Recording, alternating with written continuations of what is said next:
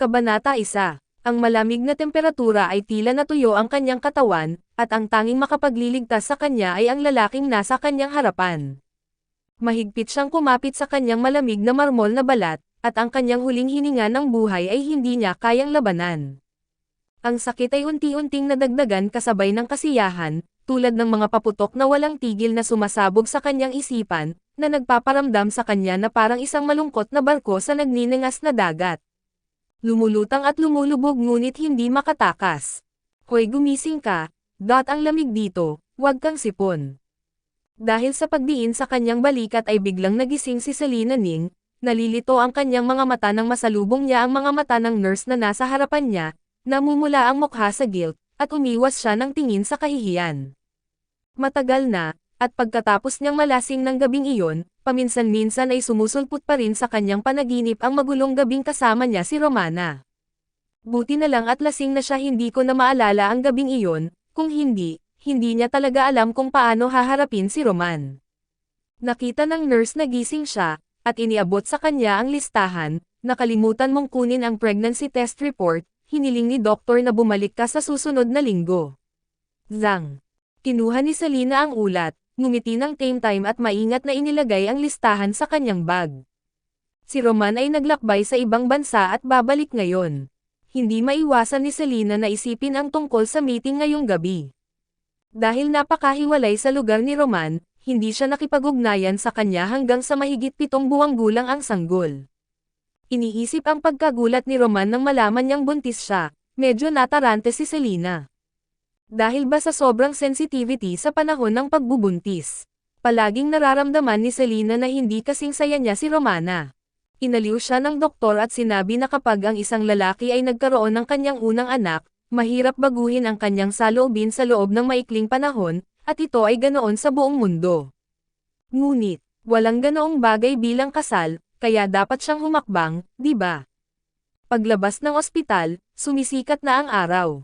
Nagpupumilit na suportahan ang kanyang balakang, si Selena ay malapit nang umiwas sa isang taxi na may matingkad na pulang laruan na papalapit sa kanya. Saglit na natahimik si Selena, pagkatapos ay umatras ng ilang beses. Tanging tunog ng accelerator ang narinig, at ang pulang trot ay dumaan sa sulok ng kanyang Amerikana, bago biglang huminto. Sa sobrang takot ni Selena ay halos tumigil sa pagtibok ang kanyang puso, halos hindi na siya makahinto, at nakita niya si Susie Ning, na nanginginig ang kanyang kulot na buhok at nakasuot ng malapit na pulang damit, lumabas ng sasakyan. Susie, nababaliw ka na ba? Napatingin sa kanya si Susie at ngumiti ng makahulugan. Nakahalukip-kap, naglakad siya na parang catwalk, umindayog at nakatayo sa harap ni Selena. Sinamantala ang kanyang mataas na takong, tumingin siya kay Selena na may malaking tiyan. Ano? Natatakot ka bang patayin ko ang tiyan mo? Pinoprotektahan ang kanyang walang malay na ibabang bahagi ng tiyan, umatras si Selena at tiningnan siyang mabuti. Susie, huwag kang masyadong lumayo. Bagamat alam niyang palaging laban sa kanya si Susie, hindi inaasahan ni Selena na magsasabi siya ng mga ganoong katagang salita. Masyado akong malayo, masasabi kong malayo na ang narating mo. Lasing at nakikipag-away sa mga hayop, buntis, at gustong maging ama ni Roman, thirst. Selena, dapat kang mahiya. Nagulat si Selena, what the hell are you talking about? Yo, hindi ka ba talaga naniniwala na ang nakatuluyan mo noong gabing iyon ay si Roman? Malakas na tumawa si Susie, nakasandal, lagi kong sinasabi na lumaki ako kasama si Roman noong bata pa ako. Hindi mo ba alam kung anong itsura niya? Habang narinig ito ni Selena ay lalong namutla ang mukha niya. Nakatayo ang buong katawan niya sa ilalim ng nakakapasong araw. Tama, ang lalaki noong gabing iyon. Naisip niya lang na, maaaring mas malakas si Roman kaysa sa inaakala niya noong lumaki siya. Ngayong malupit na pinaalalahanan siya ni Susie, biglang sumagi sa isip niya na bukod sa kanyang katawan, ang taong iyon noong gabing iyon ay tila iba kay Roman sa maraming paraan. Kabanata 2. Hayaan mong sabihin ko sa iyo ang totoo. Uminom ka ng alak na tinulungan ko noong gabing iyon, hindi pa banggitin ang iyong pagnanasa at kawalang kasiyahan. Nakahanap ako ng 2 malalakas na lalaki para sayo. Sino ang nakakaalam na hindi mo alam at pumasok sa silid ng hayop? At hindi mo siya pinansin. Sinabi ni Susie sa isang naiinis na tinig, masyadong mabait si Roman, natatakot na hindi mo ito tanggapin kapag nagising ka, kaya sinabi niyang siya iyon ng gabing iyon. Ikaw, nanginginig sa galit si Selena. Nang marinig ito, hindi na siya nakapagpigil at hinawakan ang palso ni Susie, bakit mo ginawa ito sa akin? Bakit? Hindi mo ba ako nasaktan ng husto? Itulak na sana ni Susie si Selena, ngunit nang makita niya si Roman sa likod ni Selena, agad niyang hininaan ang boses at mukhang malungkot. Ate, alam kong mali ako, gusto mo akong suntukin o pag-alitan, lumapit ka sa akin, huwag mong sisihin si Romana. Saglit na natigilan si Selena, ngunit sa ilang segundo, nakita niyang biglang bumagsak si Susie sa lupa, ang kilos na ito, parang tinulak siya. Selena, ano ang ginagawa mo? Umalangaw-ngaw ang pagsisisi sa likod ng kanyang mga tainga. Nagulat si Selena, at nakitang walang malasakit si Roman. Lumapit si Roman at tinulungan si Susie na tumayo. Susie, okay ka lang.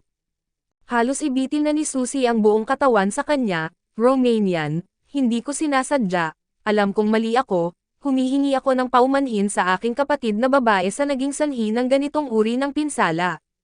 Well, ngayon nasa akin na ang lahat. Tinapik ni Roman ang balikat ni Susie at pinapasok siya sa sasakyan, ipapaliwanag ko kay Selena. Nawala ang isip ni Selena, pinapanood si Roman na naglalakad palapit sa kanya, pinagmamasdan ang pagbuka at pagsara ng bibig nito. Nagsalita siya saglit, pinag-uusapan niya ang tungkol sa kanyang childhood sweetheart, tungkol sa kanyang paghihirap na umibig kay Susie. Tungkol sa galit niya nang malaman niyang si Susie ang lumikha sa kanya, tungkol sa gulat at guilt niya nang malaman niyang buntis si Selena, tungkol sa pagtanggap niya sa paghingi ng tawad ni Susie. Sa wakas, sinabi niya, Selena, pasensya na hindi kita mapapangasawa. Not because of what happened that night and that child inside of you, but because I can't lose Susie anymore, and I don't want to lie about my feelings anymore. Nitong mga nakaraang buwan, magkasama niyang isinama si Susie sa labas, at dahil magkasama sila araw at gabi, mas lalong hindi sila mapaghihiwalay. Bagamat inamin niya na ang relasyon nila ni Selena noong gabing iyon ay para makabawi sa pinsala, sa puso niya ay pinili na niya si Susie. Kaya naman nang marinig niya ang balitang buntis si Selena, kahit hindi niya matiis, pumunta siya kaagad sa bahay ni Ning para ipaliwanag ang lahat sa matatanda, at sinabi kay Selena ang totoo. I mean, Roman, alam mo sa simula pa lang na nilagyan ako ng droga ni Susie para sirain ang kawalan ko. Sinabi mo ba sa akin na ikaw ang nagprotekta sa kanya noong gabing iyon? Sa wakas bumalik na ang boses niya. Napatingin siya sa kalmadong si Roman. Selena, hindi sinasadya ni Susie, bata pa siya at masama ang ugali. Paano naman ako? Tumangala si Selena kay Roman na bakas sa mukha ang kawalan ng pag-asa, naisip mo ba ako? Hindi umimik si Roman, at pagkaraan ng mahabang panahon, iniunat niya ang kanyang kamay para hilahin si Selena. Ang init dito, uwi na tayo. Huwag mo akong hawakan. Tinulak si Selena sa kamay ni Roman, at biglang humagalpak ng tawa. Hanggang ngayon, pakiramdam ni Selena ay parang biro lang ang buhay niya. Upang marating ang lungsod ng Roman, nagsumikap siya hanggang sa makapasok siya sa B University.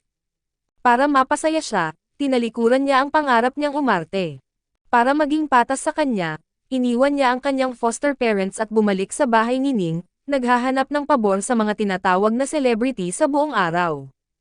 Sa huli, isang pangungusap lang ang ipinagpalat, hindi ko makakalimutan si Susie.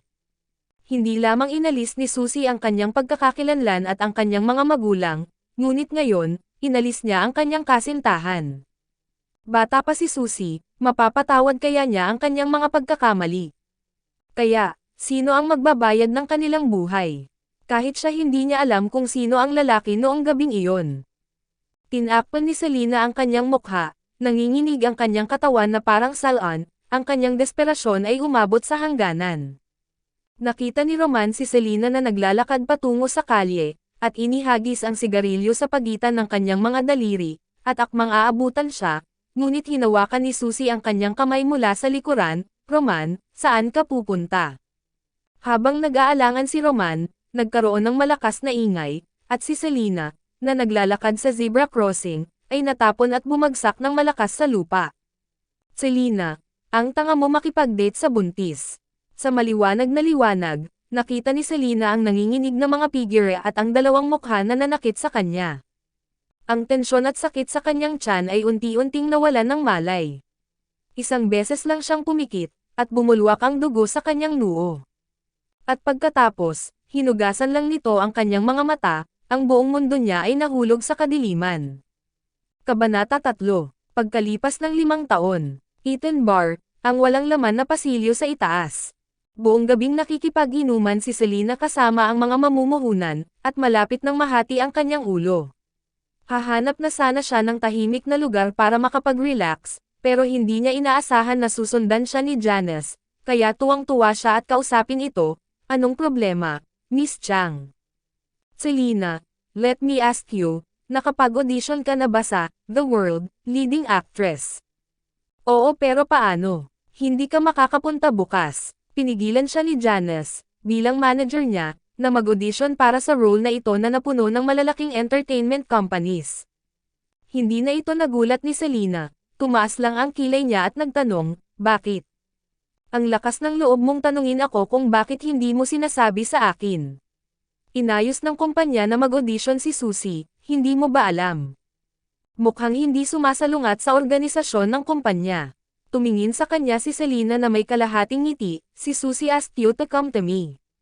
Hindi kaya natakot siya na manakawan ako ng hindi gaanong kilalang 18th actor. Ang papel niya. May chance ka bang gumanap bilang Susie? Isa lang iyong panaginip, hayaan mong sabihin ko sa iyo, huwag sayangin ang iyong mga pagsisikap. Ang pamilya Ning ay gumastos ng 30 milyong yuan sa kwentong ito, at si Susie ay natanggap na sa trabaho. Kung ganon, bakit ka kinakabahan? Artista ka sa ilalim ng utos ko, kaya dapat mong sundin ang plano ko. Sabi ni Janice sa natural na boses. Nako, parang alam din ni Ate Chang na ako ang artista mo. Selena, wala akong panahon makipagtalo sa iyo. Dahil hindi ka umiinom ng masarap na alak pagkatapos magluto, huwag mo akong sisihin. Nang matapos siyang magsalita, naramdaman ni Selena ang isang malakas na pag-atake, at sa hindi inaasahang pagkakataon sa isang malapit na bodega ng bar, at kasabay nito, ang kanyang telepono. Mahigpit na nakalak ang pinto. Tuldok-tuldok-tuldok, unti-unting nawala ang mga yabag sa labas ng pinto.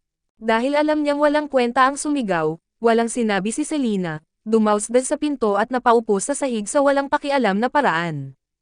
Noong una siyang sumali sa kumpanya, si Susie ay napakadisiplinado sa sarili.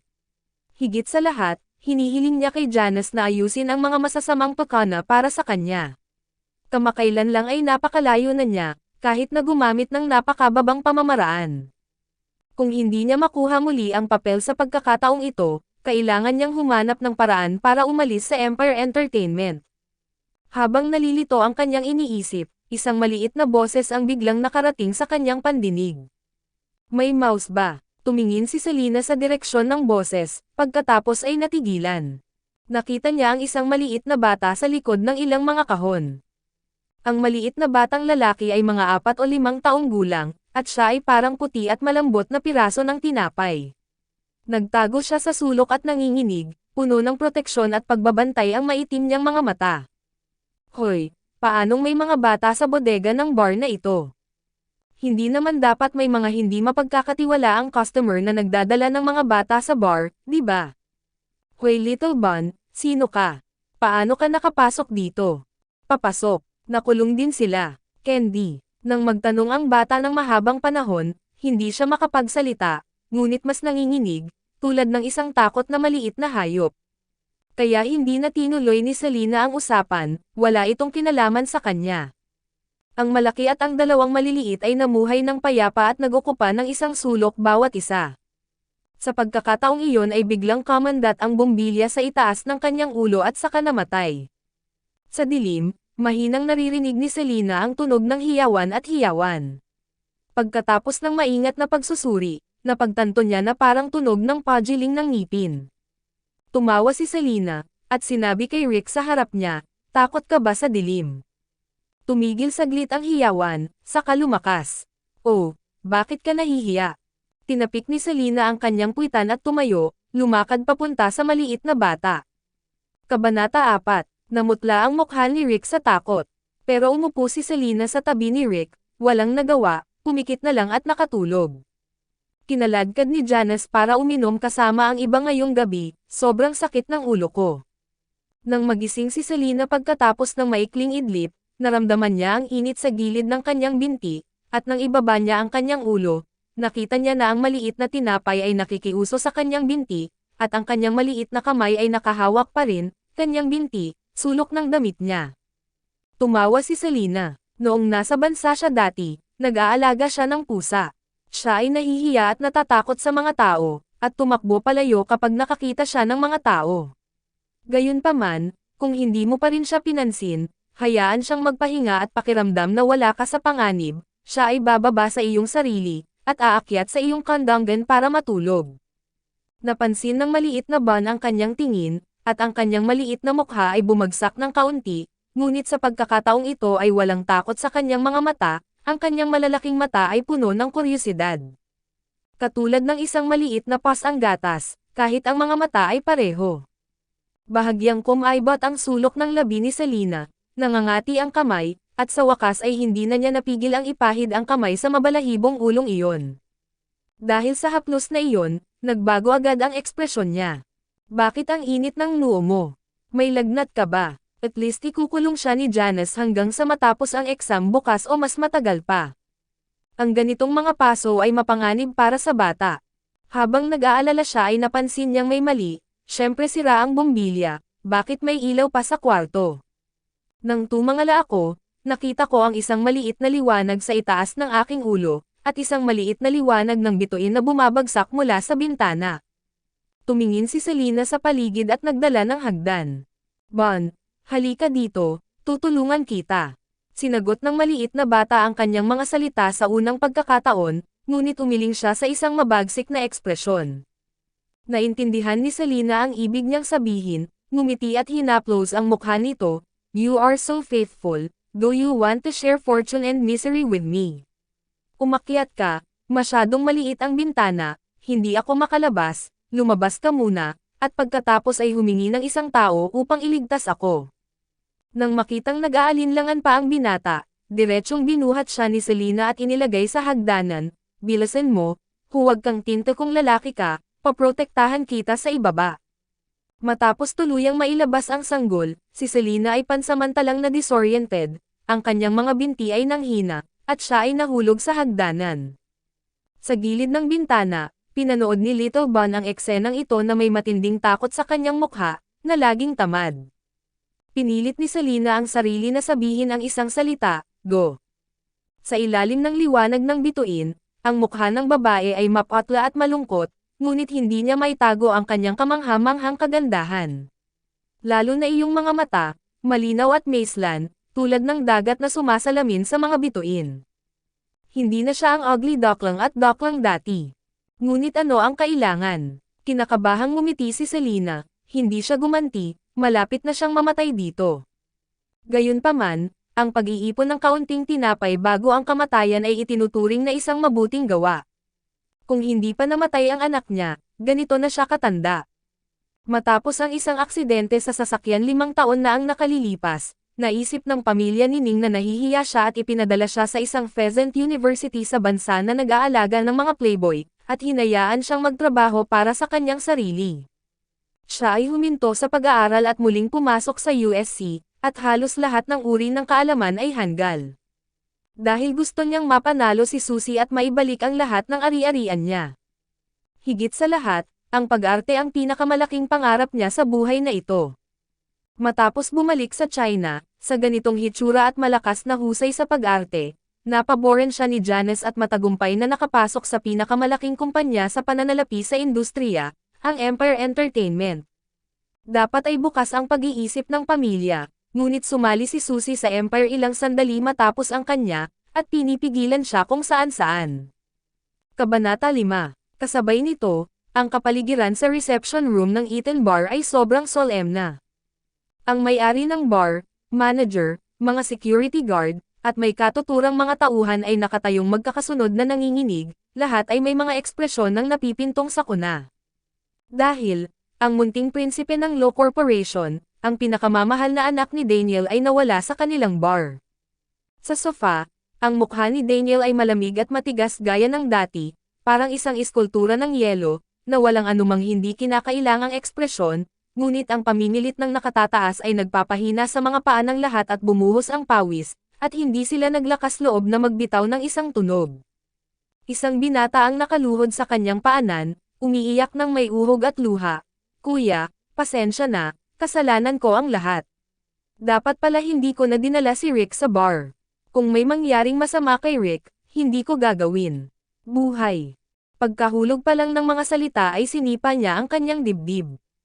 Ang tunog ng pagkabasag ng buto ay nagpang-inag sa anit ng isa, at lahat ng nasa eksena ay nanginag. Marahas na umubo si Sol Lee habang nakahawak sa dibdib, saka agad na bumangon, inayos ang likod at muling lumuhad. Ngayong nagbabakasyon ang mga magulang ko sa ibang bansa, hindi pa rin nila alam na nawawala si Rick. Kung alam lang nila, hindi ito kasing simple ng pagsipa ng kapatid niya, at babalatan siya ng buhay. Nahiya ang puso ni Sol, at biglang kumatok ang pinto ng reception room. Binuksan ng may-ari ng bar na pinakamalapit sa pinto ang pinto at nakitang walang tao sa pinto. Nagulat siya, ibinaba niya ang kanyang ulo at napatulala, "Little, young master. Munting kayamanan. Oh Diyos ko, munting kayamanan. Pangalawang uncle's darling. Saan ka nagpunta?" Bumangon si Sol at niyakap ng mahigpit ang maliit na lalaki, umiiyak ng mapait. Lahat ng tao sa silid ay tila nakaligtas sa isang sakuna. Naglakad si Daniel sa pintuan ng ilang hakbang, kinuha ang kwelyo sa likod ni Sol at itinapon siya, pagkatapos ay lumuhad sa harap ng kanyang anak. Ano ang nangyayari? Sa wakas ay nakalaya mula sa pagkakahawak ng kanyang pangalawang tiyuhin, hinawakan ni Little Treasure ang kamay ni Daniel, sabik na pilit na hinihila siya palayo. Pagkalapit ni Daniel sa anak ay naamoy niya ang alak sa katawan. Bukod doon, mayroon ding mahinang amoy, hindi malakas at masangsang na pabango, ngunit parang maliliit na bulaklak na namumukadkad sa glacier, na naglalabas ng amoy ng alak. Ang mahina, malamig na halimuyak ay ginawa siyang hindi maipaliwanag na pamilyar, at kahit na siya ay nagkaroon ng palpitations ng puso para sa isang sandali. Nang makitang hindi gumagalaw si Daniel, itinuro ni Rick ang kanyang maliit na daliri sa isang direksyon, puno ng pag-aalala ang kanyang maliit na mukha. Binuhat ni Daniel ang kanyang anak at diretsyong naglakad patungo sa direksyon na itinuro ng kanyang anak. Nang makita ito, si Sol at ang isang grupo ng mga tao sa likuran niya ay tumingin sa isa't isa at sumunod. Pagkalipas ng 5 minuto, huminto ang isang grupo ng mga tao sa pintuan ng bodega sa itaas na palapag. Inikat ni Rick ang kanyang katawan at bumaba sa kanyang ama, at padubog sa pintuan ng bodega na may labis na pagkabalisa. Anong meron kay Rick? Ano ang laman nito? Si Sol ay naliligaw. Walang ekspresyong utos ni Daniel, "Buksan mo ang pinto." Oo, oo, oo. Paulit-ulit na tumango ang may-ari ng bar, saka tumalikod at pinagalitan ang babaeng manager na nasa tabi niya. "Manager Ye, ano ka patulala? Buksan mo ang pinto dali. Nasaan ang susi?" Buksan mo ang pinto." Natigilan ang babaeng manager. Oops, nakakulong pa sa loob yung babaeng Selena. Nangako siya kay Janice na ikukulong siya kahit hanggang sa matapos ang audition. Gayunpaman, habang naghihintay ang dalawang Diyos ng pamilyang Lu at ang amo, paano niya masasabing hindi, nanginginig lang niyang inilabas ang susi at binuksan ang pinto. Pagkabukas ng pinto ay bumagsak ang isang babae sa lupa. Anong nangyayari dito? Bakit may babae sa loob? Galit na galit ang amo. Ako, hindi ko rin alam. Pag-check ko kanina, walang tao. Nakonsensya ang paliwanag ng babaeng manager. Mabilis, iligtas muna ang mga tao. Sa sandaling may umakbay at sinubukang lapitan si Selena, agad na sinubsob ni Rick ang kanyang sarili kay Selena na may malungkot na mukha, hindi pinahintulutang may lumapit sa kanya. Kabanata 6. Boss Lu, ito, ang may-ari ng bar ay nalilito, ganap na nalilito sa kung ano ang nangyayari. Sinulyapan ni Daniel ang guilty na babaeng manager, pagkatapos ay ang bumagsak na hagdan sa lupa at ang skylight sa itaas ng kanyang ulo na kasinlaki lamang ng isang bata, at halos nahulaan niya ang nangyari. Itinaas niya ang kanyang kamay para iwagayway ang lahat pabalik, saka lumapit at niyakap ang babae mismo. Lalong lumiwanag ang mahinang malamig na halimuyak sa yakap. Nang makitang yamakap si Daniel sa kanya, hindi na siya pinigilan ni Rick, ngunit ang maliit niyang mukha ay hindi masyadong payag, na may maliit na ekspresyon na kung hindi ako masyadong bata ay tiyak na yayakapin ko siya. Tuldok-tuldok-tuldok, ang unang People's Hospital ng Lungsod B. Nang magising si Selena ay kinaumagahan na. Pagmulat pa lang niya, nakita niya ang isang lalaki na nakaupo sa isang upuan sa tapat ng bintana. Ang kanyang mga payat na binti ay nagsasapawan ng casual, ang maayos na suot ay nakabalangkas sa kanyang malalawak na balikat at manipis na baywang, at ang mga butones ng kanyang puting kamiseta ay maingat na nakatali sa neckline. Ito ay malinaw na nasa ilalim ng araw ng umaga, ngunit ang kanyang katawan ay tila nakasuot ng isang layer ng walang hanggang yelo, na may walang malasakit at mapagmataas na ekspresyon tulad ng isang hari sa isang medieval na kastilyo. Tila namulat ang lalaki sa kanyang titig, at biglang itinaas ang maladagat na mga mata nito, at diretsyong tumutok sa kanya ang malamig nitong mga mata. Masyadong agresibo ang titig na iyon, parang isang matulis na scalpel, hinihiwa ang kanyang pulgada sa bawat pulgada, na nagpapatayo ng balahibo. Nang inig si Selena, walang pakialam na hindi siya comfortable dahil sa titig ng kakaibang lalaki, at nag-aalalang nagtanong, "Sir, pwede ko bang itanong kung paano ako nakarating dito?" Nakakita ka ba ng batang lalaki? 4 o 5 taong gulang, hindi mahilig magsalita, mukhang maputi at malambot, mukhang cute at cute. Cute. Bahagyang napataas ang kilay ng lalaki sa paglalarawang ito kay Selena, pagkatapos ay lumipat ang mga mata nito sa kanang bahagi nito, at ang boses nito ay kasing lamig ng boses niya, "You mean Rick?" Nagmamadaling sinundan ni Selena ang linya ng paningin ng lalaking iskultura ng yelo, at nakita niya ang isang puti at malambot na maliit na tinapay na mahimbing na natutulog sa maliit na kama sa tabi niya, na tumutulo sa likod ng kanyang kamay. Oo, siya iyon. Rick ang pangalan niya, panipi. Sa wakas ay nakahinga ng maluwag si Selena, at yumuko para hawakan ang noo ni Rick, hamupa na ang lagnat. May mga pinagsisisihan siya matapos iligtas ang anak. Kung tutuusin, napakabata pa ng bata at nilalagnat. Sa isang magulong lugar na parang bar, paano kung may mangyari sa kanya kung lumabas siyang mag-isa? Tumingin muli si Selena sa lalaking ice sculpture na may nakakatakot na aura, "Ikaw ba ang batang ito?" Sa sandaling lumabas ang tanong sa bibig niya, napagtanto ni Selena na parang wala siyang hinihiling. Ang malaki at maliit ay parang inukit sa iisang halmahan, at siguradong mag-ama sila, sarili nila. Tama, ang ice sculpture ay sumagot, "Ama." "Hoy, Beauty, gising ka na, ako ang pangalawang tiyuhin ni Rick." Biglang lumapit ang isang malaking mukha mula sa pagkahilig, walang kamalay-malay na umatras si Selena, at matapos makita ng malinaw ang mukha ng lalaki, natigilan siya. Lu Sol, ang pangalawang anak ng Lu Group, ang may-ari ng Shengshi Entertainment, dahil sa kanyang namumukod tanging hitsura at romantikong personalidad, ay lumabas sa entertainment section ng mga pahayagan at magazine ng mas maraming beses kaysa sa mga artista. Wala talagang paraan na mapagkamalan niya ang mukha na ito. Ang ice sculpture man ay ang ama ni Rick, at si Sol ang pangalawang tiyuhin ni Rick. Hindi ba ang lalaking ice sculpture na iyon ay ang nakatatandang kapatid ni Sol na si Daniel? Si Daniel, na kilala bilang Diyos ng kayamanan ng mga tao sa kabisera, ay umiiral tulad ng hindi nakoronahan na hari ng kabisera ng imperial. Hindi niya inaasahan na nailigtas niya ang maalamat na anak na lalaki ni Daniel, ang kumikinang na munting prinsipe. Kabanata 7. Tinitigan ni Daniel ang babaeng nasa hospital bed na tila sinusuri kung totoo ba o hindi ang hindi inaasahang ekspresyon ng mukha nito. Pagkaraan ng ilang sandali, malamang na sa wakas ay naniwala siya na hindi niya alam ang pagkakakilanlan ni Rick ng maaga, kaya malamig niyang sinabi, "Ang iyong kahilingan." "Ah, ano ang kahilingan?" Hindi maintindihan ni Selena kung ano ang ibig sabihin ng 4 na salita na walang simula at wakas. "Nais ng kapatid ko na magpasalamat sa pagligtas mo kay Rick, kaya hiniling ko sa iyo na humiling." Sabi ni Sol na may ekspresyon na parang nabangga ka. Narinig ni Selena na mabilis na umiikot ang kanyang utak, at pagkatapos ay maingat niyang sinabi, "Sa totoo lang, hindi mo kailangang magpasalamat sa akin. Niligtas ko si Rick, oo, pero niligtas niya rin ako. Kung hindi muna lumabas si Rick para tumawag ng isang tao, I would have my son must still lock up inside, so it's clear." Bagamat maswerte siyang nailigtas ang munting prinsipe sa pagkakataong ito, hindi siya nang ahas na umangkin ng kredito.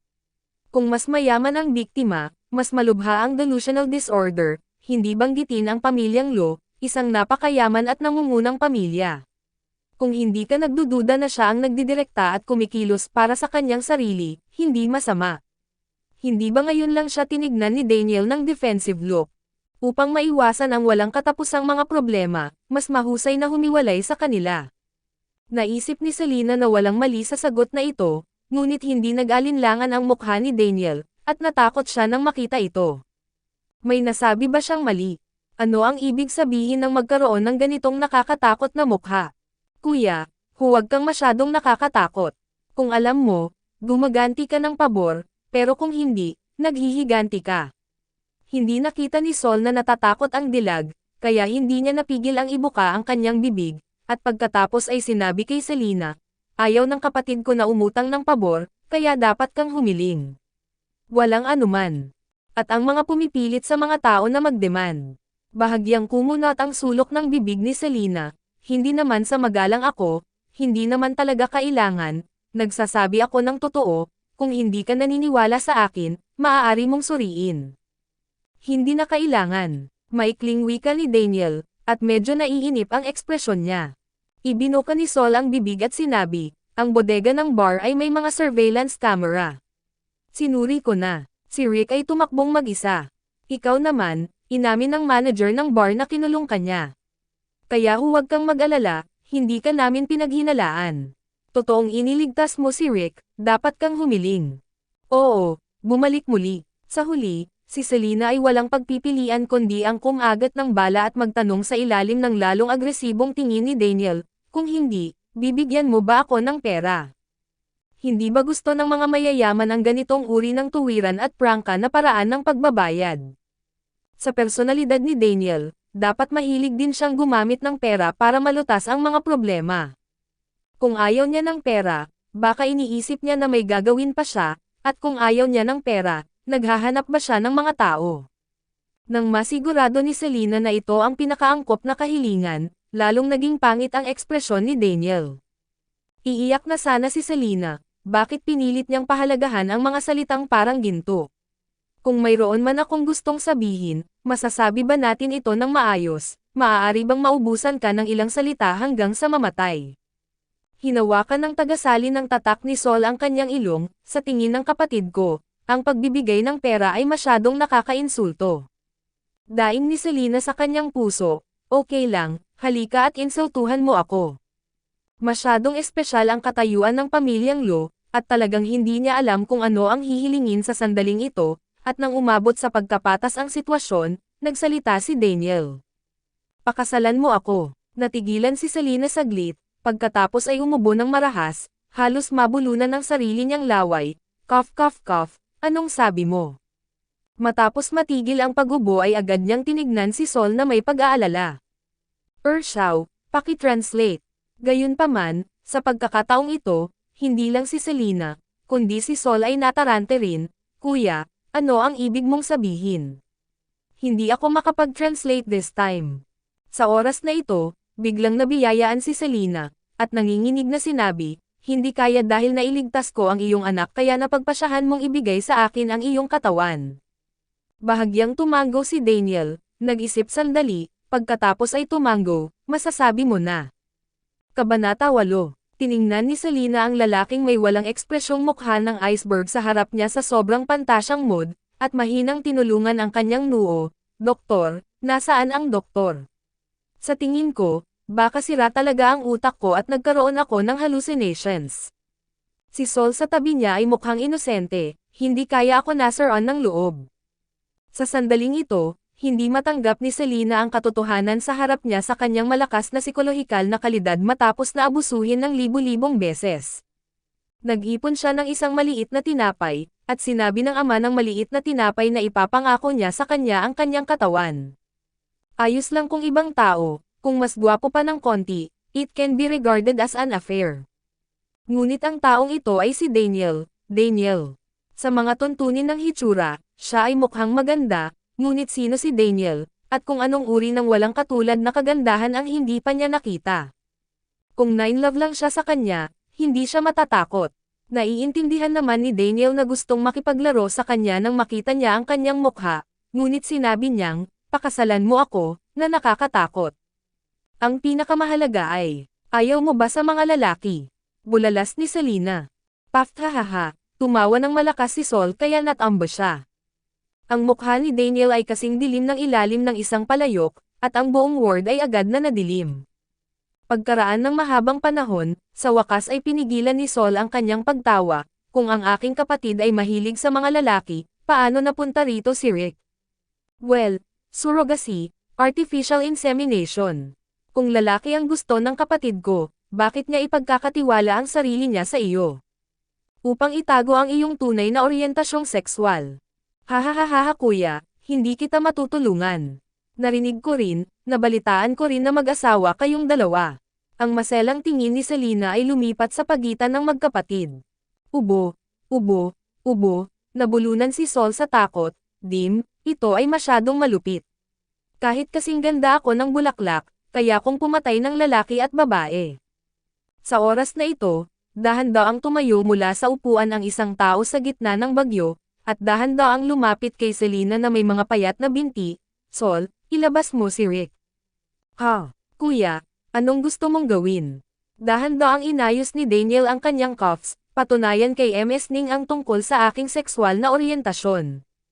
Nang makita ang sobrang malungkot at nakakatakot na ekspresyon ng kabilang partido, at ang tingin sa kanyang mga mata na tila gustong paghiwalayin siya, labis na natakot si Selena kaya nahulog siya sa kama at lumihis sa likuran ni Rick, halos mapailalim sa kama.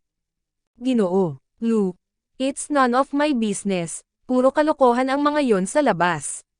May mali at may utang.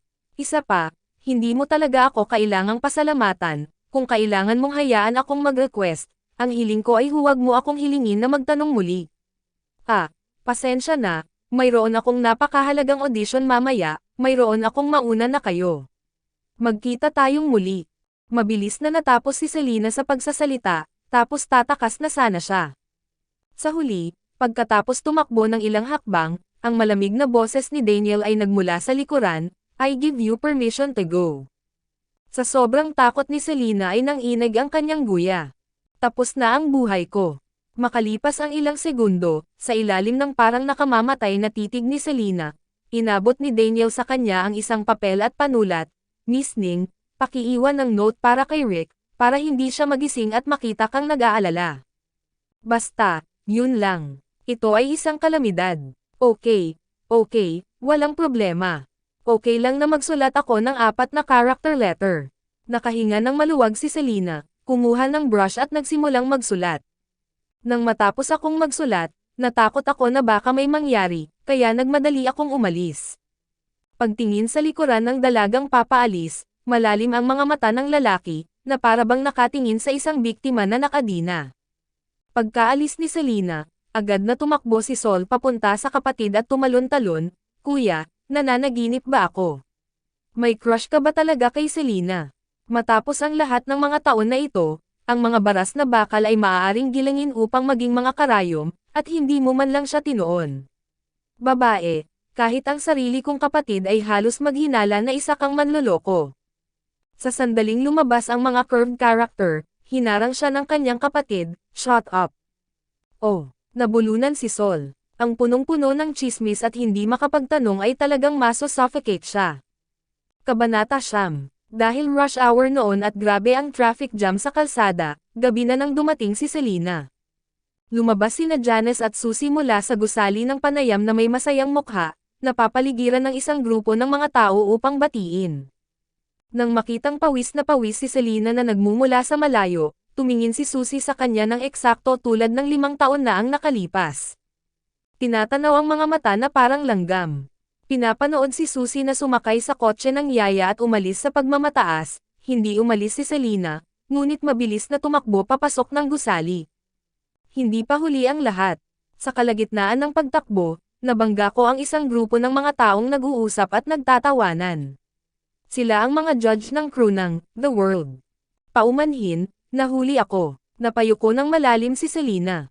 Pagtingin kay Selena na biglang hamarang sa kanilang daraanan, nagtinginan ang mga judges na may displeased expressions. Walang gustong malate, sabi ng assistant director with a stern face, tapos na ang audition, anong silbi ng pagmamadali mo dito ngayon? Ang mga kabataan ngayon ay lalong nagiging hindi maaasahan. Hindi ako nandito para mag-audition para sa female lead, sabi ni Selena. Oh, wala ka dito para mag-audition para sa female lead. Tapos nandito ka para mag-audition o ano? Interesadong tanong ng screenwriter. Nandito ako para mag-audition para sa pangalawang babaeng lead, si Meng Chang.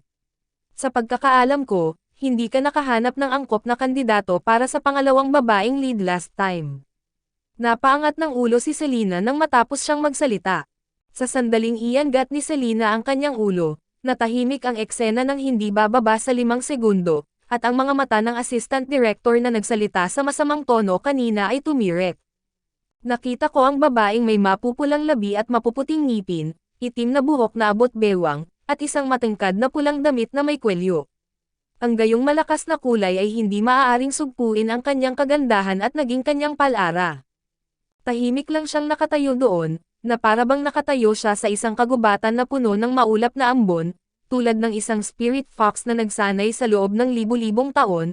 Ang tuwang-tuwa na mga mata na iyon ay hinayaan ang mga tao na mahulog sa walang hangganang tanawin ng tagsibol ng hindi pinapansin, bagamat siya ay napakamagandang deep, ngunit tila hindi pa siya nakatapak sa mortal na mundo, at ang ilalim ng kanyang mga mata ay malinaw at malinaw. Ano ang iyong pangalan? Hanggang sa nagsalita ang direktor na si Goo Kisheng ay nagising ang mga hurado, na parabang nananaginip sila ng magandang panaginip. Selena. Nakipagpalitan ng tingin si Director Goo sa assistant director, screenwriter, producer, at iba pa sa tabi niya, at pagkatapos ay sinabing, may konting impression ako, hindi ba artista si Empire? Bumalik ka at maghanda, ang pangalawang babae ay ikaw. Kapag natapos na ang oras ng pagsisimula ipapaalam ko sa iyo. Salamat Director, maghahanda akong mabuti. Yumuko si Selena at nagpasalamat. Ang layunin ni Selena sa simula ay ang pangalawang babae. Para sa papel na ito, nag-isip siya ng 3 buong buwan, sinusubukan ang kanyang makakaya na maunawaan ang damdamin at ugali ni Meng Chang, at sinubukan ang kanyang makakaya upang mapabilib ang mga hurado sa isang sulyap lamang. Bagamat maraming paikat-ikot, sa kabutihang palad, nagtagumpay siya.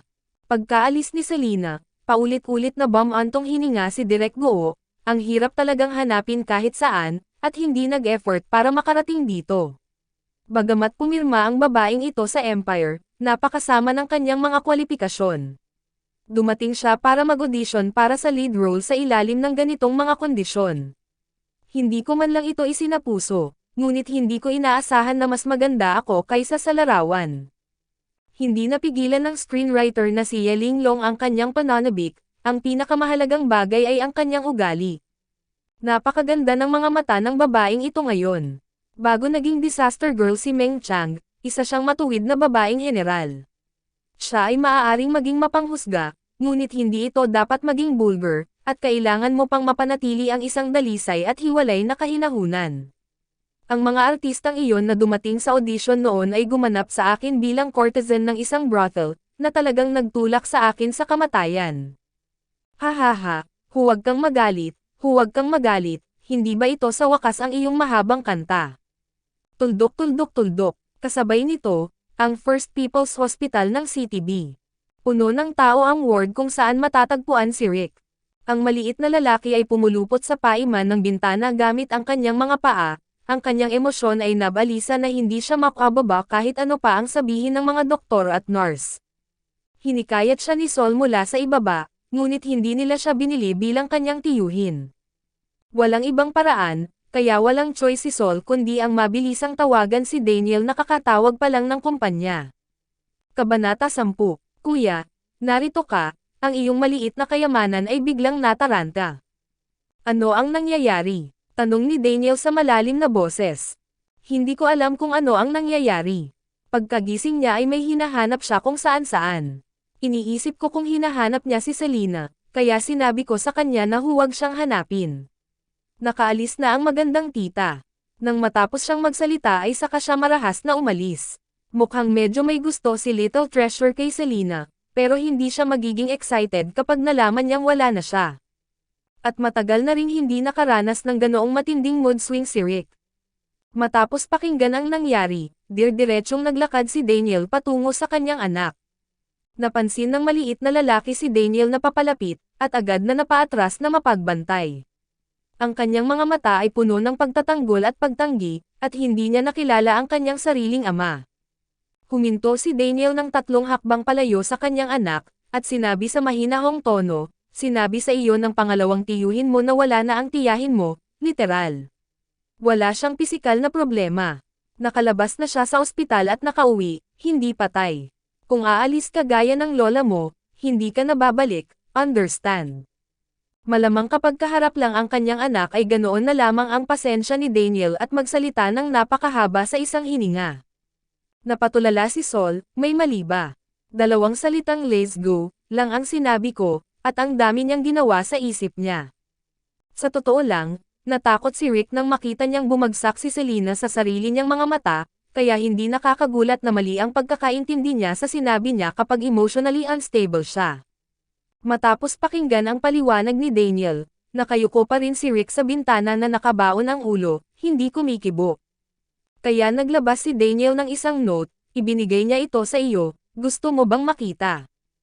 Huminto si Rick, at pagkatapos, parang pinindot ang switch, agad niyang itinaas ang kanyang ulo, ibinuka ang kanyang maiikling kamay, at sinenyasan ang kanyang ama na yakapin siya.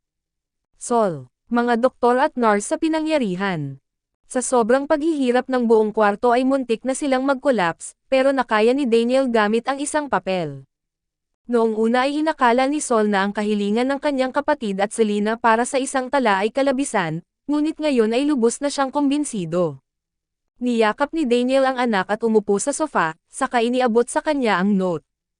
Ang maliit na lalaki ay hindi makapaghintay na kunin ito. Marunong na siyang magbasa at marunong nang mag-isa. "Baby, salamat sa pagligtas sa akin, napakaganda mo." Sa pagtingin sa mga salita sa tala at sa puso ng pag-ibig na iginuhit sa likod, kumikinang ang mga mata ng maliit na lalaki, at ang kanyang maliit na mukha ay tila medyo namula. Bagamat nakareserba ang mga labi niya, hindi maiwasang bahagyang pumulupot ang sulok ng kanyang bibig. Napaka-cute ng batang lalaki. Parang impyerno si Sol, "Pupunta ako, ngayon lang ba ako nasilaw bro?"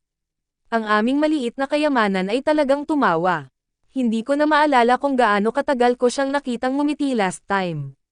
Ano ang isinulat ni Selena? Sumilip sana si Sol, ngunit agad siyang itinago ni Rick na parang sanggol. Ngunit nakita na ito ni Sol, paano kaya ang gayong ordinaryong mensahe ay nagpapasaya kay Rick? Hindi talaga madali itong Selena na ito. Hindi nagsalita si Daniel, bagkus ay tumingin sa anak na may maamong mga mata. Pagkagising ni Rick, inihatid siya ni Daniel sa bahay, at ipinagpaliban ang lahat ng mga gawain ng kumpanya upang manatili sa bahay kasama niya. Tuldok-tuldok-tuldok, sa gabi, 8 Platinum Emperor Palace. Ang malaking sala ay desyerto.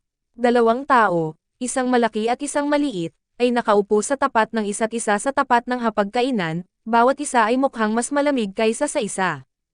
"Daniel, kumain ka na." Nagbingi-bingihan si Rick. "Daniel, sa huling pagkakataon sasabihin ko." Hindi gumalaw si Little Treasure. "Daniel, sa tingin mo ba ay kapaki-pakinabang sa akin ang mga pagbabante ng bata tulad ng hunger strike?" Si Rick ay tulad ng isang matandang monghe sa pagmumuni-muni, ganap na nalubog sa kanyang sariling mundo, nang walang anumang reaksyon sa labas ng mundo. Nagpatuloy ang mag-ama sa pagharap sa isa't isa. Makalipas ang 1 oras. Tinawag ni Daniel si Sol, "Ipadala sa akin ang address ni Selena." Well, lumalabas na gumagana ang mga hunger strike. Napakahusay ni Sol, at agad na ipinadala ang tiyak na address ni Selena sa telepono ng kanyang kapatid, na sinundan ng maraming chismis. Siyempre, hindi pinansin ni Daniel. Sa pagkakataong ito ay hindi na kailangan pang magsalita ni Daniel. Nang makita ni Rick ang kanyang ama na kinuha ang kanyang jacket at susi ng sasakyan ay agad niya itong sinundan ng hakbang-hakbang. Ibinaba ni Daniel ang kanyang mga mata at sinulyapan ang kanyang anak sa kanyang paanan, pagkatapos ay yamakap sa kanya at walang magawa, ito ay walang pagbubukod. Kabanata 11. Pagkabalik ni Selena mula sa audition building, Nakatulog siya ng mahimbing, pagkatapos ay pumunta sa supermarket para bumili ng hot pot base, side dishes at beer. Panalo ang unang laban, magdiwang tayo sa pamamagitan ng pagluluto ng mainit na palayok sa bahay. Ang pagkain ng mainit na palayok lamang ay ang pinakamataas na estado ng kalungkutan. Buti na lang at palagi siyang nag-iisa, pero sanay na siya. Nang handa nang ihain ang sopas, may kumatok sa pinto. Sino ang darating sa ganitong oras? Pinaghinalaang binuksan ni Selena ang pinto, pagkatapos ay natigilan. Sa labas ng pinto, nakasuot si Daniel ng maayos na suit at itim na kapote. May hawak siyang maliit na tinapay sa kanyang mga bisig, at ang maliit na tinapay ay may hawak na isang makulay na basket ng prutas sa kanyang mga bisig. Ito, anong uri ng kakaibang kombinasyon ito? Ginoo, Lou, napalunok si Selena sa takot, bakit ka pumunta dito, gabi na, anong problema? Bisita, naglabas ng dalawang salita si Daniel mula sa manipis niyang labi. Bumibisita, sa kalagitnaan ng gabi, bakit hindi ka pumunta roon, at dalhin ang maliliit na buns? Nahulog lang siya at tumalon-talon. Ah, Mr. Lou, masyado kang magalang, pasok ka. Pasensya na, medyo magulo ang kwarto. Walang oras si Selena na mag-isip tungkol dito, at flattered siyang mag-imbita ng mga tao, at mabilis na inayos ang kwarto. Lumayo, ang magulong damit sa kama ay pinalamanan sa ilalim ng kama. Sit casually, anong gusto mong inumin? Pwede bang tsaa at gatas? Pinaikot-ikot ni Selena ang kanyang utak para hulaan ang dahilan ng pagdalaw ni Daniel habang siya ay abala. Sa kasamaang palad, masyadong malalim ang kaalaman ni Daniel, kahit anong hirap niyang hulaan ay hindi niya moari. Oo, tumanggaw si Daniel, ang ekspresyon nito na para bang sinasagot ang sundalong nagsusumbong sa kanya ng sitwasyon ng militar. Nakatulala lang si Selena kay Daniel, at dinalhan si Rick ng isang tasa ng gatas. Umupo si Daniel sa sofa sa sala na mahahabang kamay at mahahabang binti, at tumabi naman sa kanya si Rick. Ang mag-ama ay hindi lamang magkamukha, ngunit maging ang kanilang mga ekspresyon sa mukha ay eksaktong pareho. Walang ekspresyon ang lahat, ni hindi nagsasalita. Tapos sobrang lamig. Umupo si Selena sa tapat na halos umiiyak. Para saan ba ang 2 taong ito dito? Sa oras na ito, nagkaroon ng tunog ng pag-ungol sa palayok, at ang hangin ay nagsimulang mapuno ng isang nakatutokso na maanghang na amoy. In order to break the silence, Selena casually said, "Well, naghapunan na ba kayo? Magluluto na ako ng hot pot, gusto mo sabay tayo?" Daniel, okay. Tumanggo ang maliit na tinapay. Selena. She was just being polite, so bakit kayo nagkakagulo?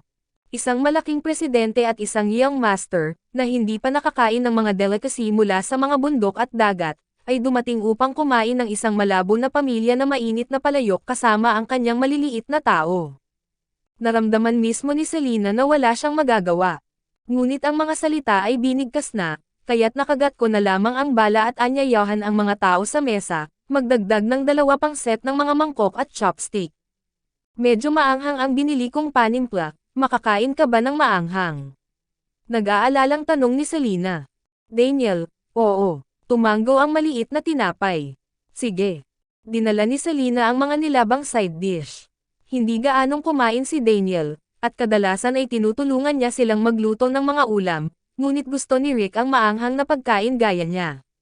Sa huli, kahit si Selena ay medyo nag-alala, masama ba para sa mga bata na kumain ng sobrang maanghang na pagkain? Kung may problema man sa kanya ang munting prinsipe na ito, hindi niya ito kakayanin. Hindi masyadong maislan. Hindi naisip ni Daniel. Kaya hindi na nakapagsalita pa si Selena. Kumusta ang audition? Si Daniel, ang tahimik na refrigerator, ay biglang nagkusa na magsalita. Natigilan si Selena saglit bago ito napagtanto, at pagkatapos ay sinabing, naging maayos naman, kaya gumawa na lang ako ng hot pot meal ngayon bilang isang selebrasyon.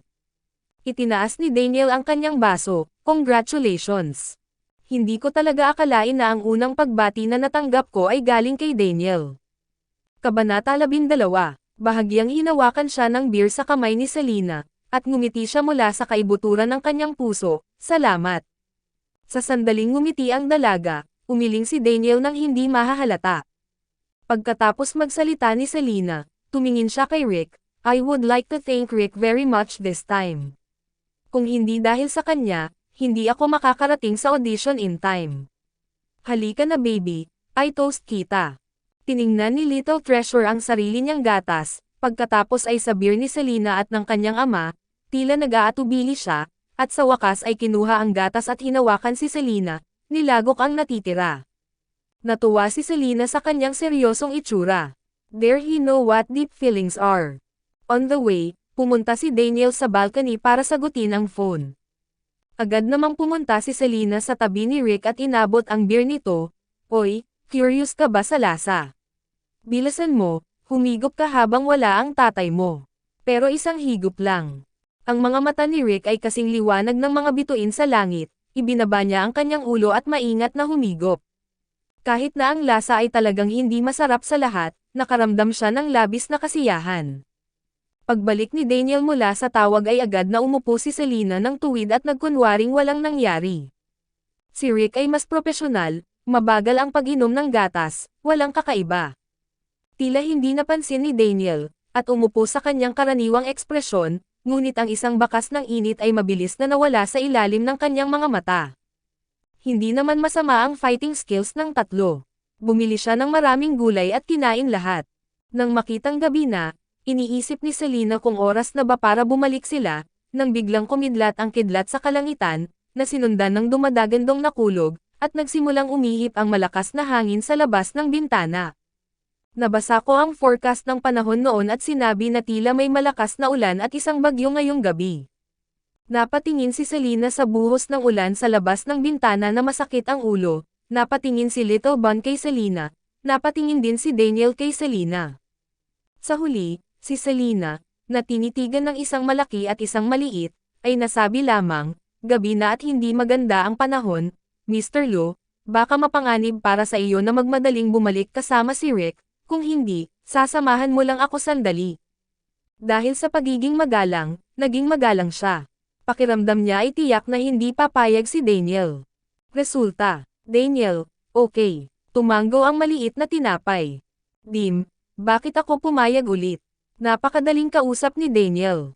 Bakit siya nag-ilusyon na inaasahan nilang sasabihin niya ito?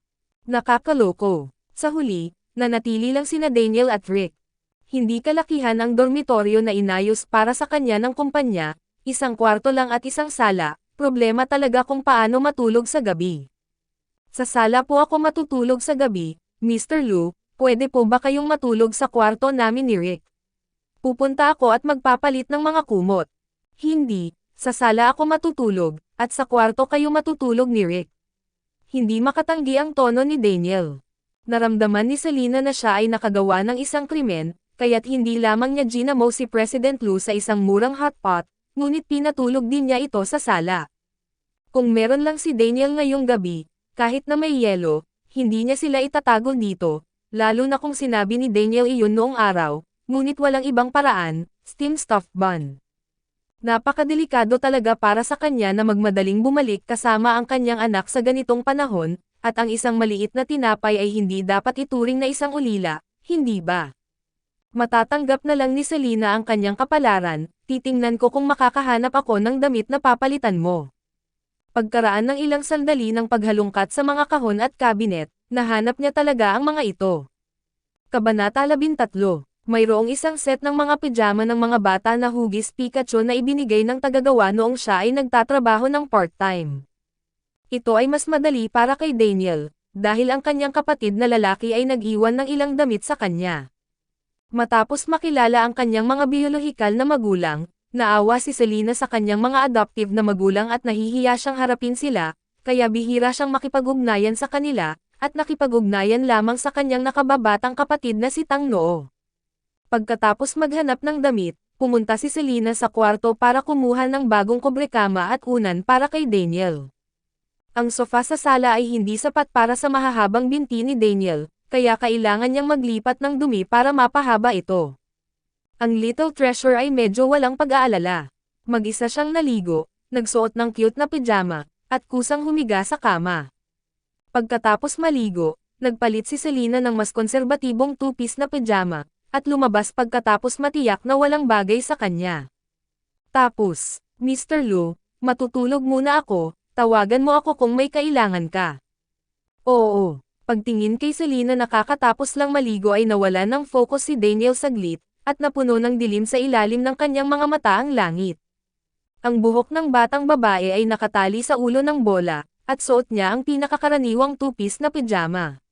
Walang makeup na inilapat sa kanyang mukha, at ang kanyang mataba na malajade na balat ay nagkaroon ng natural na pamumula pagkatapos ng singaw. Makikitang sadyang umiwas ng hinala si Selena, walang mali sa kanyang imahe. Ngunit ang puso ni Daniel sa sandaling ito ay medyo mahirap ilarawan dahil nalaman niyang may isang bahagi ng kanyang katawan na may kaunting tendensya na magtaas ng ulo. Tuldok-tuldok-tuldok, pagpasok ni Selena sa kwarto, bigla niyang nakita ang isang cute na maliit na nilalang sa kanyang kama, na nagpapahayag na siya ay nasa kakaibang mood. Simula kagabi, maraming bagay ang nabuo na lampas sa inaasahan niya. Matulog ka na. Humiga siya sa tabi ni Rick, pinatay ang mga headlight, at nag-iwan ng lampara sa gilid ng kama. Ang maliit na tinapay ay kumurap sa kanyang mga mata, hindi nagpapakita ng kahit kay titing na balak na matulog. Nagsimula na namang sumakit ang ulo ni Selena. Tila kinukwento ang mga bata para hikayatin silang matulog. Walang magawang ibinuka ni Selena ang kanyang mga kamay, hindi ako marunong magkwento, paano kung kantahan kita ng kanta? Tumango ang maliit na tinapay, mukhang umaasam. Kaya't mahinang tinapik ni Selena ang likod ni Rick, at mahinang kumanta. Kalahating malamig, kalahating mainit na taglagas. Nagpa-plant sa tabi mo, tahimik na pinapanood ang streamer na lumilipad. Mga pulang dahon sa hangin. Pukawin ang puso. Sa pagitan ng kalahating lasing at kalahating gising. Pidgel ang ngiti, hayaan mo lang akong maging parang nyebe sa ulap. Dahan daw ang K.S. ang mukha na may yelo. Ilabas ang mga alon ng nagtatagal. Gaano karaming pagmamahal ang natitira sa mundo. Pagtanggap sa lumulutang buhay at libo-libong pagbabago. Tuldok-tuldok-tuldok, panipi, natigil si Selena sa puntong ito, dahil ang susunod na linya ay, gumawa ng mga masasayang bagay kasama ang isang kasintahan. What the hell, mukhang hindi nararapat para sa mga bata ang mga lyrics na ito. Baguhin natin. Hoy, hindi nakakanta si Auntie, papalitan ka ni Auntie. Masunurin namang tumango si Rick. Selena racked her brains and changed the a safer nursery rhyme, may isang maliit na palaka sa masayang lawa, sumasayaw na parang sinapian ng isang prinsipe. Ang cool na mga mata nito ay mas maganda kaysa sa alinmang palaka. Balang araw ito ay gigising, sa pamamagitan ng prinsesa, naniniwala ako na ang himala ay nasa akin, at lalago ako ng may kumpiyansa sa iyo. Matapos kantahin ang Little Lipong Frog ng 3 beses, sa wakas ay nagmula sa gilid ang tunog ng matamis na paghinga. Hindi madaling magkaroon ng mga anak. Bigla niyang hinangaan si Daniel bilang single father. Hindi ko alam kung sino ang nanay ni Rick. Bakit hindi siya tumuloy kay Daniel pagkatapos manganak kay Rick? Hindi ito tinatanggap ng pamilyang Lo dahil sa kanilang mababang katayuan. O may hindi kilalang gusot kay Daniel. Sa gitna ng mga ligaw na pag-iisip, unti-unti ding nakatulog si Selena. Matapos makatulog hanggang hating gabi, nagising si Selena sa isang mahinang ingay mula sa sala. Kabanata 14, mahimbing na nakatulog si Rick. Dahan-dahan siyang bumangon sa kama para tingnan kung ano ang nangyayari. Pagbukas ng pinto ng kwarto, nagbuhos ng tubig si Daniel, nakatikip ang isang kamay sa tiyan, parang namutla ang mukha. Nagmamadaling lumapit si Selena, Mr. Lu, okay ka lang? Walang problema. Masakit ba ang tiyan mo? Hindi nagsalita si Daniel. Alam ni Selena na tama ang hula niya. Hindi pala makakain si Daniel ng maanghang. Bakit naman siya kakain kung hindi naman? Teka, ibibili kita ng gamot sa tiyan. Sa kabutihang palad, ang mga karaniwang ginagamit na gamot ay inihanda lahat sa bahay. Nagmamadaling nagdala si Selena ng gamot sa tiyan, take both. Salamat. Kinuha ni Daniel ang tableta sa kanyang palad. Ang bahagyang malamig na mga dulo ng daliri ay bahagyang nagsipilyo, at ang pakiramdam ay tulad ng pagkamot sa dulo ng kanyang puso, na nagparamdam sa mga tao na malutong. Sa mabagyo, maulan, naliliwanagan ng buwan na gabi, at sa kalaliman ng gabi, na may ganitong kagandahan sa harap niya, napakadaling magkamali. Saglit na nag-recite ng pay si Selena bago siya kumalma. Nang makitang umiinom ng gamot si Daniel ay hindi agad siya nakaalis kaya't nanatili siya sa tabi nito ng ilang sandali. Mas maganda ba? Kailangan mo bang pumunta sa ospital? Sorry, hindi ko alam na hindi ka makakain ng maanghang na pagkain. Originally, nag-aalala siya kay Rick, pero okay lang pala si Rick, pero may nangyari kay Daniel. Ano ito? Walang problema. Sandaling natahimik ang dalawa, tapos biglang sinabi ni Daniel, "The reason of bothering tonight is because Rick wants to see you." Nagulat si Selena nang marinig niya ang mga salitang, "Gusto akong makita ni Rick." Natakot si Little Treasure sa bodega. Iniligtas mo siya. Ngayon ay umaasa siya sa iyo. Paliwanag ni Daniel. Nalaman ni Selena na hanggat nasa tabi niya si Rick, o sa tuwing may binabanggit siya tungkol sa kanya, hamupan ng husto ang malamig at tumatagos na aura ni Daniel, at hindi na ito nakakatakot gaya noong araw. Kaya ganyan, tumanggaw si Selena. Marahil dahil madali para sa mga tao na bitawan ang kanilang mga gwardya at alalahanin sa gayong gabi, nagtanong si Selena ng isang tanong na lagi niyang iniisip, "Bueno, hayaan mo akong magtanong sa iyo, marunong ba makipag-usap si Rick?" Wala pa siyang narinig na salita mula kay Rick hanggang ngayon, tumanggaw lang ang maliit na lalaki at umiling. Hindi naman sa hindi ko alam kung paano sasabihin, pero ayoko, sagot ni Daniel. Iyan ba ang psikolohikal na dahilan? Kumunat ang noo ni Selena. Oo, walang tinatago si Daniel. Sa ganitong paraan, ito ay halos tulad ng nahulaan niya. Kung tungkol sa kung anong aksidente ang nagpasigla sa mga psikolohikal na problema ng bata at naging dahilan upang hindi ito magsalita, natural na hindi siya nang ahas na magtanong patungkol sa mga sikreto ng isang mayamang pamilya. Miss Ning, bigla siyang tinitigan ni Daniel ng mataman. Ang kanyang tingin ay malinaw na malamig at malinaw, ngunit ito ay nagbigay sa kanya ng ilusyon na ito ay nag-iinit. Ha? Nakatingin sa kawalan si Selena. Nagkita na ba tayo somewhere? Tanong ni Daniel. Kung ang tanong na ito ay tatanungin ng ibang tao, tiyak na makatitiyak si Selena na sinusubukan ng kabilang partido na magsimula ng isang pag-uusap, at ito ay isang makalumang paraan, ngunit ang taong nagsalita sa sandaling ito ay si Daniel, at ang kalituhan sa totoo ang kanyang mga mata. Marahil hindi, Mr. Lu, kung nakilala ko ang isang tulad mo, walang paraan na hindi ako hahangaan. Well, ano ang problema? Medyo sigurado ang tono ni Selena. With her identity, kahit noong bata pa si Miss Ning, imposibleng makatagpo siya ng ka-level ni Daniel. Wala lang. Napaiwas ng tingin si Daniel, naaninag ng kanyang mga mata ang malalim na gabi sa labas ng bintana, medyo nag-iisa siya. Kung patuloy kang magkakasundo ng ganito mag-isa, parang medyo masama ang atmosphere. Ginoo, Lu, kung ayos ka lang, matutulog muna ako. Maingat na sabi ni Selena. As if seeing through her, Daniel lifted his hand, "Huwag magmadali, maupo ka." Bawal magmadali, siya ay nagmamadali. Kabanata 15. Maso na ring umupo si Selena na may malungkot na mukha, ang kanyang posture sa pag-upo ay regular na bilang isang mag-aaral sa elementarya. Tinagilid ni Daniel ang kanyang ulo, "Natatakot ka ba sa akin?" Kung ikukumpara sa kawalang interes ni Daniel sa araw, si Daniel sa kalagitnaan ng gabi ay medyo mas masama at mas mapanganib. Ipinilig ni Selena ang kanyang ulo na parang kalansing, pagkatapos ay tumanggaw siya, "Dapat walang sino man sa buong Imperial City ang hindi natatakot sa iyo, tama ba?"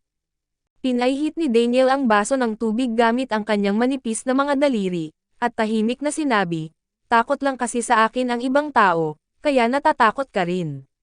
Tapos, may ibang babae na gustong pakasalan ako, bakit ayaw mo?" Tanong nito na halos malaglag si Selena sa upuan sa takot.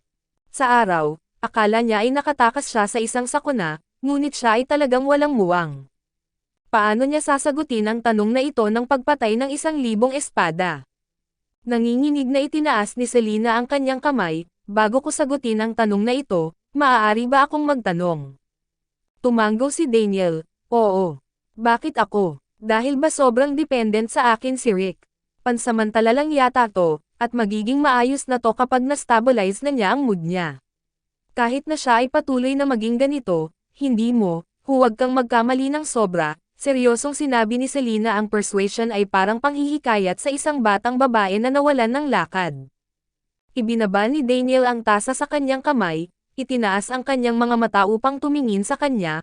Miss Ning, akala ko ba nilinaw ko na sa umpisa pa lang, kung hindi mo pa rin naiintindihan, I don't mind saying it again. Dahil niligtas mo si Rick, kaya napagdesisyonan kong bayaran ito ng sarili kong katawan. Ito ba ang dahilan kung bakit ako naging bulag na hindi ko matanggap sa lahat ng oras? Ungol ni Selena sa kanyang puso. Pakiramdam ni Selena ay wala siyang katuturan sa kabilang partido sa isyong ito, kaya humingi na lang siya ng tawad, Mr. Lu, maraming salamat sa iyong kabaitan. Actually, non-marriage advocate ako, kaya napataas ang kilay ni Daniel, so, you only want to sleep with me. Ayaw mo ba akong pakasalan? Tama, hindi ko iyon sinasadya. Nakaluhod na si Selena. Huwag kang magsalita ng nakakatakot, okay? Nakakalungkot na tinatanggap ko lang ang sex kung kasal ang kailangan. Sino ang maniniwala? Hindi napigilan ni Selena ang mahinang pag-ungol nang marinig niya ang mga salita, iniisip na buntis ka na bago ka ikasal, okay? Tumingin si Daniel sa bintana, mukhang wala sa sarili, na aksidente si Rick, hindi ko alam kung sino ang nanay niya. Bakit parang scumbag ito? Pakialam mo ba kung may anak ako? Biglang tanong ni Daniel. Paano ito posible? Gaya nga ng sinabi ni Daniel, lahat ng babae sa kabisera ay gustong maging madroste ni Rick, kaya siya na ang nasa isip niya. Bakit? Mukhang hindi siya bibitawan ni Daniel kung hindi niya ito itatanong ngayong gabi. Walang magawang tinulungan ni Selena ang kanyang noo, huminga ng malalim at sinabing, Mr. Lu, hindi laro ng bata ang kasal. Pagbabayad man o iba pang dahilan, ngayon lang kami nagkakilala. Kilala mo ba ako? Alam mo ba ang nakaraan ko? Panipi. Gusto kong pakasalan ang ikaw ngayon. Walang kinalaman sa akin ang nakaraan mo. Gaya ng inaasahan sa sagot ni Daniel, masungit ito. Unti-unting nanlamig ang mukha ni Selena, gayunpaman, para sa akin, bahagi ko na rin ang nakaraan ko, at hindi ko kayang habarin ang nakaraan ko at pakasalan ka. Mr. Lu, ang iba't ibang paraan ay hindi nakikipagsabuatan, taos puso kong iminumungkahi sa iyo na bawiin mo ang katawa-tawang ideyang iyon. Ang sumunod ay pinakipot na katahimikan. Sa sandaling naramdaman ni Selena na ang kabilang partido ay tinanggihan muli, siya ay magagalit at lilipad sa galit. Mahinahong sinabi ni Daniel, I see. Sa wakas ay lumuwag ang tensyon ni Selena, kung ganoon ay matutulog na ako, magandang gabi. Magandang gabi. Tiningnan ng lalaki ang manipis na likod, ang kanyang tingin ay kasing lalim ng dagat, at ang hindi pa rin nagbabago ay ang nakakapasong temperatura ng seabed. Kabanata 16. Kinaumagahan, nagising si Selena sa malalim na boses ng lalaki sa sala. Nang marinig ang mga yabag sa likuran niya, ibinaba ni Daniel ang kanyang telepono at mahinang nagtanong, nagising ka ba? Napatitig si Selena sa lalaking nasa harapan niya, kasing laki ng mga copper bells ang mga mata nito. Walang suot na sando si Daniel, at pagbukas niya ng pinto, puro laman ang mga mata niya, sobrang laki ng impact. Hinawakan niya ang ilong niya, buti na lang at hindi siya nahihiya. Tila hindi napansin ni Daniel ang kakaibang hitsura nito, kaya mahinahon niyang kinuha ang suot niyang sando sa sofa at pinalitan ito, at sinabing habang binubutos ito, may apurahan ang kumpanya, kailangan ko nang umalis, please go and wake up. Rick. Ay, oo. Tumanggaw si Selena at nagmamadaling tawagan si Rick. Sa huli, bago pa niya matawagan ang isang tao, lumingon siya at nakita niya ang isang malambot at cute na Pikachu na nakatayo sa pintuan ng kwarto, nakatitig sa sariling ama na si Daniel nang hindi kumukurap, na may labis na pagkadismaya sa mukha. Munting kayamanan, magpalat ka na. Isinuot ni Daniel ang kanyang coat at inutusan ang kanyang anak. Ang sagot nito ay malakas na sumara ang pinto ng kwarto. Napakawalang awa, Daniel. Selena. Pinahit ni Daniel ang lock, ngunit nakalock ang pinto mula sa loob, kaya napatingin siya kay Selena, nasa iyo ba ang susi? Napailing si Selena sa hiya, oo, pero nasa bahay din ang susi. Kinurot ni Daniel ang gitna ng kanyang mga kilay, at sinabi sa malamig na tono, bibigyan kita ng 3 minuto, kung hindi ka lalabas, hindi mo gugustuhin pumunta dito sa hinaharap. Lumipas ang 3 minuto, walang ingay sa loob. Labas, kung pipilitin kitang lumabas, hindi ako ganoon kadaling kausap. Wala pa rin. Ang isang maliit na tinapay ay hindi nagbigay ng anumang mukha sa kanyang ama. Tumingin si Selena sa gilid, gustong tumawa ngunit hindi matapang na tumawa. May gagawin pa ako mamaya, kung hindi, okay lang na manatili rito si Rick para maglaro sandali. Naging pangit ang ekspresyon ni Daniel, at kinuha niya ang kanyang cellphone para tumawag. Sumilip si Selena at napagtanto niyang tumatawag siya ng isang psychiatrist. Hindi siya nakaimik. Magiging masyadong magulo kung tumawag ng isang psychiatrist para sa isang maliit na bagay.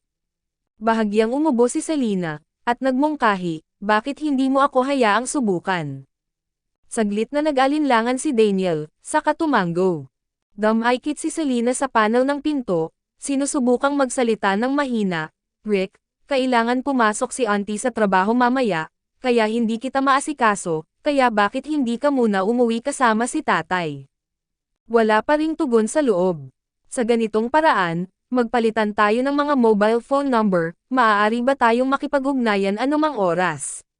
Available din ang video. Tila may tunog ng nag-aalangan na yabag na nagmumula sa loob. Pag na-late si auntie, papagalitin ako ng leader. Grabe ang leader namin. Nakakaawa naman si tita. Sa isang pag-click, bumukas ang pinto. Bakas ang pagtataka sa mga mata ni Daniel na naghahanda na para sa isang matagalang labanan, at pagkatapos ay tumingin siya sa babaeng katabi niya ng masalimuot na mga mata. 3 salita lang talaga ang sinabi niya at masunurin niyang hinayaan na lumabas si Rick. Dapat mong malaman na sa huling pagkakataon na ikinulong ni Rick ang kanyang sarili sa attic sa balkonahe tulad nito, ang pamilya ng 4, ang kasambahay, ang psychiatrist, at maging ang negosyador ay ipinadala sa dulo. Maaaring tanggalin ang pinto, at ang kinahinatnan ay hindi sila pinapansin ng maliit na lalaki sa loob ng 1 buwan. Siyempre, hindi ito alam ni Selena, inisip na lang niya na talagang kawawa ang bata, pinulot ang downcast little bun na hindi nakatiis na mapag-alitan siya, at pinuri, ang galing ni Rick, salamat, baby. Ang maliit na tinapay na pinuri ay nasa isang bahagyang mas mahusay na mood at tahimik na iniabot sa kanya ang isang tala na may isang string ng mga numero na nakasulat dito. Kinuha ni Selena ang note, Oy, ito ba ang numero ng iyong telepono? Okay, isave ko ito, at tatawagan kita kapag tapos na ako. Medyo nagulat si Daniel, walang mobile phone si Rick, kaya saan niya nakuha ang mobile number niya? Sinamantala niya ang kanyang taas, tumagilid siya at tumingin. Iyon ang kanyang mobile phone number. Oo, sarili ko talaga itong anak. Kabanata 17. Star Entertainment.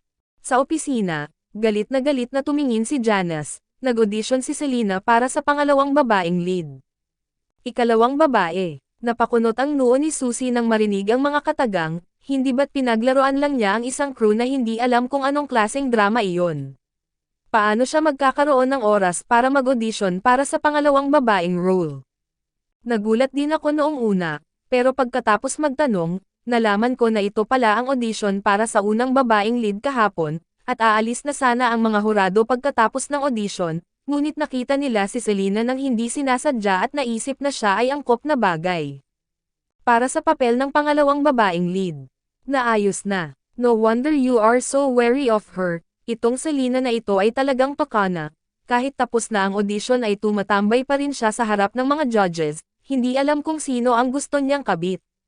May mga bagay din na hindi naglakas loob na sabihin ni Janice, pamatay na sandata lang ang hitsura ni Selena, at hindi na siya nagulat na agad na kinilig ng mga judges. Naisip niya na noong pinirmahan niya si Selena, plano niyang mag-focus sa pagsasanay, ngunit sino ang nakakaalam na si Susie ay biglang nasa hangin. Ang isa ay isang batang rookie na walang kapangyarihan, at ang isa ay isang sikat na artista na may background sa pamilya. Alam ng lahat kung paano pumili. Sa isang lugar tulad ng entertainment industry, hindi lang ito tungkol sa pagiging maganda. Mukhang nagtatampo si Susie, bagaman hindi ito ang unang babaeng lead, malaking production ang pelikulang ito. Sa boses, halatang ayaw niyang makuha ni Selena ang role na ito. Medyo nahiya si Janice. I'm afraid it will be troublesome this time. Pagkatapos ng lahat, ang kumpanya ay namuhunan din ng maraming pera sa dramang ito sa pagkakataong ito. Tuwang-tuwa ang amo nang malaman niya na ang unang babae at ang pangalawang babae ay lahat ay engaged sa aming kumpanya. Kung ang aming kumpanya ay may mabuti para kay Selena na palitan ng mas angkop, ngunit sa kasamaang palad, ang huling audition ay nabigo, kaya talagang walang dahilan upang palitan si Selena. Hindi alam ni Susie kung ano ang iisipin, ngunit bigla siyang kumalma, hinaplos ang kanyang mga kuko, at nginisyan, kalimutan mo na ito, dahil nagmamadali siyang kumilos bilang isang vixen, hayaan mo siyang gawin ito. Hey! Ang nakakabighaning babaeng concubine na may problema sa bansa ay talagang bagay sa kanya. Tuldok. Hindi nagtagal ay nakatanggap si Selena ng tawag mula kay Janice, na ipinaalam sa kanya na ang kanyang papel bilang pangalawang babaeng lead sa The World ay nakumpirma na, at hiniling sa kanya na maghanda ng mabuti. Sa dramang The World, ang unang babaeng lead ay matalino at matapang upang tulungan ang lalaking pangunahing tauhan na umakyat sa trono, habang ang pangalawang babaeng lead ay isinantabi ng iba dahil sa kanyang masama at tusong paraan, at sa wakas ay napilitang tumalon mula sa bangin sa pamamagitan ng unang babaeng lead, na kung saan ay lubhang kasiya siya. Sa ganoong set ng character, hindi katakataka na napaka-generous ni Susie sa pagkakataong ito at hindi niya ito sinira. Kahit na nakuha niya ang pangalawang babaeng lead sa The World, kailangan pa rin niyang tapusin ang kanyang trabaho. May production crew pa si Selena na tatakbo ngayon. Ang papel ay isang may bahay na nagnakaw ng kanyang asawa. May 5 minuto pa ang natitira para sa eksena ngayon. Bigson pinalibutan siya ng isang grupo ng mga tao at binugbog siya ng marahas sa loob ng 5 minuto. Inabot ng mahigit 2 oras bago talaga matapos ang 5 minuto, dahil walang karanasan ang mga extra at hindi pare-pareho ang mga galaw at ekspresyon nila, kaya kinailangan niyang bugbugin ng paulit-ulit. Pag-uwi, binuksan ni Selena ang TV at nahiga sa sofa na pagod na pagod. Ilang sandali pa ay nakahiga na siya, parang may nakalimutan siya. Sa oras na ito, ang balita ay na-broadcast sa TV, at isang pamilyar na figure ang lumitaw sa screen. Itong namumulaklak na kagandahan, itong malapad na balikat, makikitid na balakang, at mahahabang binti, itong mapangilan na ugali sa taas na 8,000 metro. Hindi si Rick ang kanyang ama, si Daniel. Tila nakipagkamay si Daniel sa ilang dayuhan sa isang signing ceremony. Ipinakilala ng host na may pananabik na ang Luz Group ay nakipag-ugnayan sa Italian doctor brand para makapasok sa European market, at maaaring doble ang market value. Pagtingin kay Selena, sa wakas ay naalala niyang nakalimutan niyang tawagan si Rick. Tuldok. Platinum Palace. Ang mga matatanda ng pamilyang Lu ay bumalik mula sa ibang bansa, at ang pamilya ng 5 ay magkasamang naghahapunan. Ang malaking bagay na pinag-uusapan ng Lu Corporation sa loob ng 3 taon ay sa wakas ay naayos na. Tuwang-tuwa si Mr. Lu. Ipinahayag niya ang kanyang mataas na pagpapahalaga at pampatibay loob kay Daniel at pinuri pa nga niya si Sol. Gayunpaman, sa huli, iyon ang punto. Ang pangkalahatang ideya ay ang trabaho ay mahalaga, ngunit ang kanyang mahal na apo ay mas mahalaga.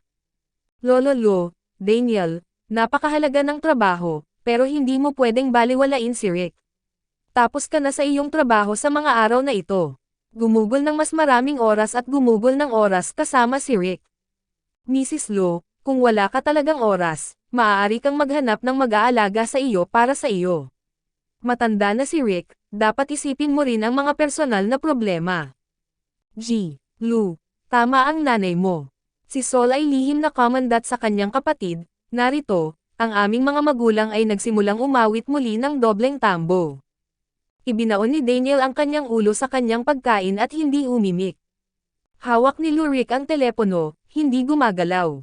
Kabanata 18. Nadurog ang puso ni Mrs. Lu nang makita niya ang 2 kahoy na istaka, isang malaki at isang maliit. Daniel, narinig mo ba ang sinabi ko? At ang masama kay Rick, hindi siya kumain ng kahit isang kagat ng pagkain buong magdamag, may hawak na mobile phone noong bata pa siya. Si Sol ay ngumunguya ng matamis at maasim na buto-buto ng baboy, at hindi makapagsalita ng malinaw, naghihintay si Rick ng tawag mula sa magandang auntie. Natarante si Mrs. Lu, anong magandang tiyahin? Kinaway-kaway ni Sol ang kanyang kamay, nako, mga magulang, huwag kayong mag-alala tungkol dito. Ang aking kapatid ay mayroon na siyang gusto. Nag-aalinlangan pa si Mrs. Lu, totoo ang sinabi mo. Pangalawang anak, huwag kang magsinungaling sa amin.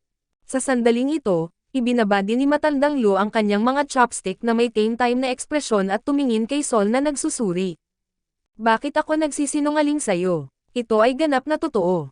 Kung ayaw mong maniwala sa akin, tanungin mo ang kapatid ko. Sinabi ni Sol, na nakatingin sa kanyang sariling kapatid. Daniel, totoo ba ang sinabi ni Sol? Tanong ni Old Master Lu sa malalim na boses. Daniel, nagsasalita ka ba? Hinimok ni Mrs. Lu. Daniel, oo.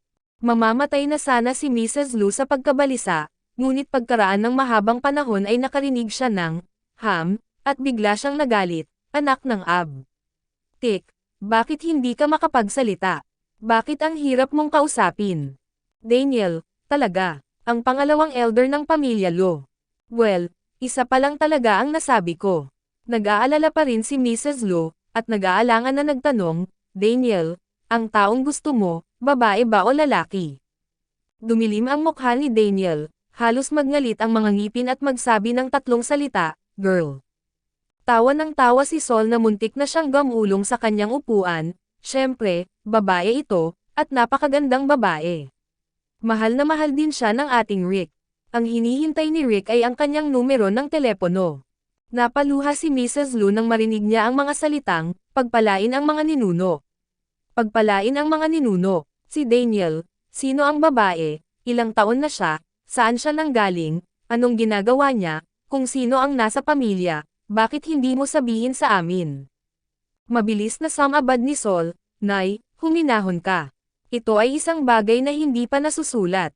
Hindi namin sinabi sa iyo dahil natatakot kami na makialam ka at gawin itong matalo sa sarili. Kung alam nila ang identity ni Selena at alam nilang hindi maganda ang reputasyon ni Selena at kasali siya sa entertainment industry, baka magkamali. Sa oras na ito, nagsalita din si Old Man Lu, walang masama sa taong gusto ni Daniel, kaya huwag kang mag-alala tungkol dito. Bakit ako mag-aalala? Huwag kang mag-alala. Sino ang nag-aalala buong araw na hindi siya makatulog at manigarilyo sa balkonahe sa kalagitnaan ng gabi? Walang awang inilantad ni Mrs. Lu ang asawa. Ngunit pagkatapos marinig ang mga salita ng kanyang asawa, mas nakaramdam siya ng kagaanan, napakataas ng paningin ni Daniel, natural na hindi masama ang babaeng pinili niya, at ang pambihirang bagay ay gusto rin siya ni Rick. Nang matapos ang mga salita ay biglang tumunog ang cellphone ni Rick na buong magdamag niyang hawak.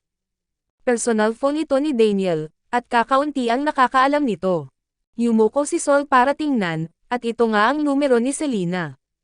Tumawag ba ang babaeng iyon? Tuwang-tuwang tanong ni Mrs. Lu na para bang malapit na niyang makita ang kanyang manugang. Paulit-ulit na tumango si Sol at saka tinulungan si Rick na makausap sa telepono. Si Rick ay hindi masyadong mahusay sa paggamit ng mga mobile phone. Tinulungan siya ni Daniel na bumili ng mobile phone noon, pero hindi niya ito mahilig gamitin, kaya hindi niya alam kung saan niya ito nawala. Agad na natuon ang atensyon ng mga tao sa mesa sa cellphone ni Rick. Si Sol ang pinakamakapal ang balat, pumunta siya sa telepono para mag-eavesdrop. Kabanata 11. Matagal na pinagtatalunan ni Selena kung tatawag ngunit sa wakas ay tumawag na rin. Dahil sa insidente 5 taon na ang nakalilipas, hindi niya talaga gusto ang mga bata, at kahit na medyo naiinis na mapalapit sa kanila. Iyon ay magpapaalala sa kanya ng ilang masamang alaala, ng batang nawala sa kanya. Ang batang iyon ay minsang nagdala ng kanyang pinakamagiliw na mga inaasahan ngunit kumakatawan din sa kanyang pinakamaruming nakaraan. Hindi ko alam kung bakit, ngunit ang maliit na tinapay ay hindi nagpaparamdam sa kanya na hindi komportable, sa halip, gusto niya ito mula sa kaibuturan ng kanyang puso, at kahit na hindi niya maiwasang mapalapit. Ang kakaiba. Hello, hello. Nakakonekta ang telepono ngunit walang tunog. Alam ni Selena na si Rick iyon, kaya tumawa siya, si Rick, tama ba? Sorry kakatapos lang ni tita sa trabaho niya kaya lang naalala kong tawagan ka. Hindi makapagsalita si Rick, kaya hindi siya nakasagot sa kanya, kaya si Selena na lang ang kinakausap ang sarili, naghahanap ng sasabihin. Baby, kumain ka na ba? Masyado kang payat, dapat kumain ka pa, alam mo ba? Hindi pwedeng picky eater ang mga bata, para mabilis silang lumaki, at ang cute ng chubby nila. Kahit na ang cute mo ngayon. Ay oo, ngayon ko lang nakita ang tatay mo sa TV. Malaking deal na ang napagkasunduan niya. Ang galing. Tulungan mo akong batiin siya. Pagkaraan ng 10 minuto, ibinaba ni Rick ang kanyang telepono at kinuha ang kanyang writing pad na matagal na niyang hindi ginagamit. Isulat ang isang stroke sa isang pagkakataon, "Ingratulations, congratulations." Hindi man nakakapagsalita si Rick, magaling naman siya sa Chinese at English. Nahihirapan siyang magsulat ng mga karakter na Chino, kaya madalas siyang nagsusulat ng Ingles. Pero matagal na siyang hindi nagsulat, dahil wala talaga siyang pagnanais na ipahayag ang kanyang sarili. Natigilan ang pangalawang matanda nang makita niya ito. Nanatiling kalmado si Sol dahil nakita na niya ito noon pa man. Malabo narinig ni Daniel ang sinabi ni Selena sa telepono. Sa pagtingin sa salita, ipinakita ni Bing Shan ang isang bihirang ngiti sa kanyang mukha, at tinapik ang maliit na ulo ng kanyang anak, "Salamat." Matapos magsulat si Rick, nagsimula siyang kumain ng walang sabi-sabi, na may sobrang seryosong saloobin. Kinain pa niya ang pinakakinasusuklaman niyang carrot. Sa sandaling ito, ang pangalawang matanda ay nasa isang matamlay na kalagayan. Parang natatawa ngayon ang amo, nagkusa ang magaling na apo na magsulat, ang magaling na apo ang nagkusa na kumain, at ang batihing apo ay kumain pa ng carrots. Sa wakas ay natauhan si Mrs. Lu at naiinip na nagtanong, "Sol, ano ang sinabi ng babaeng iyon kay Rick sa telepono ngayon lang?" Si Mr. Lu ay mukhang uhaw din sa kaalaman. Si Sol, na na-overwhelm sa mga bida ng kanyang mga magulang, ay dahan-daang nagsabi, "Wala akong sinabi, sinabi ko lang kay Rick na hayaan siyang kumain ng higit pa at hindi picky eaters, at hiniling kay Rick na batiin siya at ang aking kapatid." Puno ng hindi makapaniwala ang mukha ni Mrs. Lu, "Iyon lang." Nagkibit balikat si Sol, "Ano pa ang magagawa ko?" Lubhang natuwa ang ekspresyon ni Mr. Lu, mas marami ang magagawa ng babaeng ito sa isang tawag sa telepono kaysa sa magagawa ng psychiatrist ni Rick sa isang taon. Tama iyan. Nagulat at natuwa si Mrs. Lu, "Ang ganda talaga ng babaeng ito, Daniel, dapat alagaan mo siyang mabuti." Daniel, "Oo." Tinapunan ni Mrs. Lu ang panganay na anak ng isang naiinis na tingin, pagkatapos ay bumaling sa kanyang nakababatang anak, "Ikalawang kapatid, ang iyong kapatid ay isang piraso lamang ng kahoy, paano niya hahabulin ang mga babae, dapat mong tulungan siyang malaman. Ngayon alam mo na kung gaano ako kapaki-pakinabang." Matagumpay na ngumuso si Sol, "Huwag kang mag-alala, tiyak na gagamitin ko ang aking kaalaman sa buhay para tulungan ang aking kapatid. Pero may 3 kabanata tayo sa kasunduan, bawal kayong makialam, dapat alam nyo na sa yugtong ito ang pakikialam ng mga magulang ang pinakamadaling gawin, na." Ang dalawang matanda ay natural na sumagot ng paulit-ulit, alam ko, hindi kami nagtatanong." Kabanata 20. Pagkatapos ng hapunan, sa sandaling umalis ang dalawang matanda, ikinawagwagwag ni Sol ang kanyang malaking buntot at pumunta upang humingi ng pautang sa kanyang kapatid. "Kuya, ngayon lang ba ako magaling?" Sa pagwagayway ng buntot sa kalahati, isang maliit na bagay ang itinapon patungo sa kanya mula sa kamay ng kanyang kapatid na may isang whoosh. Itinaas ni Sol ang kanyang kamay upang saluhin ito, "Ano iyon?" Pagkatapos makakita ng malinaw, ang mga mata ay tuwid. Ito ay isang susi ng kotse. Ang matagal na niyang pinagnanasaan, ang nag-iisa sa mundo, ang Centennial Edition Bugatti Sports Car.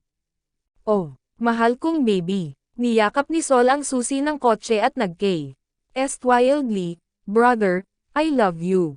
Hindi niya ito binigay sa kapatid kahit ano pa ang ginawa niya noon, pero hindi niya akalain na sa pagkakataong ito ay ihahagis niya iyon sa kanya pagkatapos magsalita ng ilang salita sa harap ng kanyang mga magulang.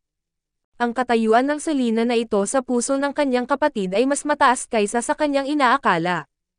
Habang pinag-iisipan ito ni Sol, lalo siyang nag-aalala, "Well, kuya, sigurado ka bang si Selena iyon? At hindi ito para sa kasiyahan, kundi ang magpakasal." Magpakasal. Hindi pinayagan ng tono ni Daniel ang pangalawang posibilidad.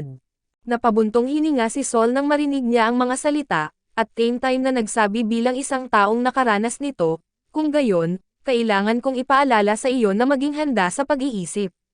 Ang paghabol sa mga babae ay katulad ng paglalaro, at may iba't ibang antas ng kahirapan.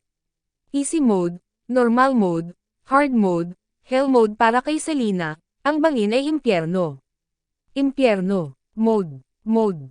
May kahinaan ang pagiging babae, Pero paano si Selena? Pera ba ang ginagamit mo? Judging from the fact that she grew up like this but messed up like this, she should not accept nurturing and unspoken rules. Gumamit ng emosyon. Pumunta at tingnan mo kung gaano karaming mga lalaki ang kanyang itinapon noong siya ay nasa ibang bansa. Ang mga dating kasintahan ay nasa buong industriya ng entertainment at bawat isa sa kanila ay may iba't ibang pagkakakilanlan. Nakumbinsi ako nang makita ko ang listahan. WHO. Tungkol naman sa baby, huwag mo nang isipin ang pag-aasawa ng bata. All about her career at wala man lang planong magkaanak. Kahit young master ako malamang ga-over ako kung lalabas ako ng personal. Ikaw, isang baguhan na may negatibong EQ, ay narito lamang upang bigyan ka ng karanasan. Panipi. Binigyan siya ni Daniel ng malamig na tingin, 10%. Walang imak na itinikom ni Sol ang kanyang mga labi. Okay, 100% ga-over na ako, huwag mo nang pansinin ang maliliit na detalye, okay. Anyway, ang aking huling conclusion ay nabet ko si Selena ay isang tunay na walang asawa tulad ko. Sportsman. Ang ganitong uri ng tao ay tinatrato ang mga damdamin ng mapang-uyam at itinuturing ang kalayaan bilang buhay. Kung gusto mong magsaya, madali lang. Gustong magpakasal, napakahirap. Iyon ay dahil hindi mo pa nakikilala ang isang taong gusto kang magpakasal at magkaroon ng buhay na magkasama. Bumuhos ang liwanag ng buwan sa silid sa pamamagitan ng bintana, at ang karaniwang malamig na mukha ni Daniel ay mukhang medyo maamo sa sandaling ito. Binibilang ni Sol kung ilang salita ang sinabi ng kanyang kapatid sa pagkakataong ito, at puno ng hindi paniniwala ang kanyang mukha. Iba pala ang mga taong umiibig, at ang isang emosyonal na tulala ay nakapagtuturo sa akin ng leksyon. Well, pero may sense ang sinabi mo, paano ito? Kailangan mo bang tumulong sa mahal mong kapatid? Binigyan siya ni Daniel ng 3 salita, hindi na kailangan. Nabalisa si Sol, bakit hindi mo ito kailangan? Ang pagkuha ng mga babae ay hindi katulad ng ginagawa mo sa mga shopping mall. Pagkatapos mong pag-isipan ito ng mabuti, hindi mo ba talaga kailangan ng matalino, at gwapong tutor na pumipili ng babae sa antas ng Diyos? Sinisikap ni Sol na pakalmayan ang sarili nang biglang lumakas ang pinto ng study room at itinulak ito. Sabay na napalingon ang dalawa. Nakita niya talaga si Rick na nakapijama sa pintuan. Bakas ang pagkagulat sa mga mata ni Daniel. Munting kayamanan, nagulat din si Sol. Ang little treasure ay aktwal na lumitaw sa isang lugar maliban sa kanyang sariling kwarto sa oras na ito.